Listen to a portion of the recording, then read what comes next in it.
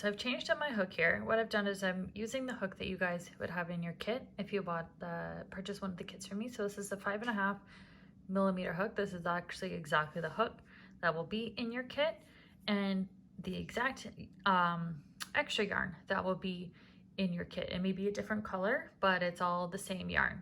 So if you guys are practicing, just so you can see what it'll actually look like, because this hook that I was using here is much smaller and would be the hook that I would use if I was making a stuffed animal with this weight yarn.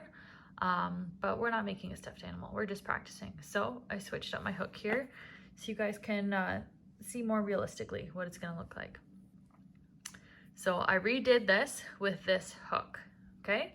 So we're in the exact same spot that I left off with. So now we're gonna go do another increase. So this is our second stitch here in the row. So we're gonna go under both. We're gonna yarn over, we're gonna pull through, we're gonna yarn over again and pull through both, so just a regular single crochet. And now we're gonna go back into that same stitch here. So put our hook through, yarn over, pull through, yarn over, pull through two. And now we've got 2 stitches in that same spot, and that is what makes our increase. So at the end of this round, if we started with 6 and we increase in each stitch, we're gonna end up with 12.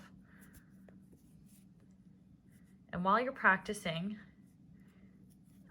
you'll be able to get a good feel for your tension as well. So how tight or loose you hold things.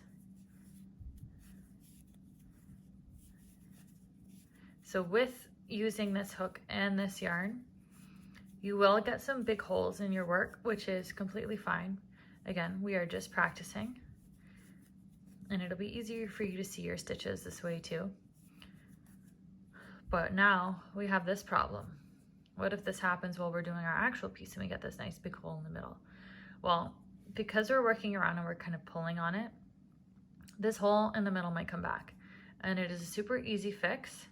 You're gonna take that tail again, and you're gonna kind of hold in the middle of your work and just pull that tail nice and tight again. And then that hole in the middle is gonna disappear. So don't worry if you get that hole again, it will disappear as you keep going. Oh, my stomach's grumbling. So you'll just pull it and it'll disappear. So we've got our first 2 rounds there. We've got our either our magic circle or our chain 2 with 6, and then we've got our increase round. And I'm gonna do a few more rows and show you guys how to decrease.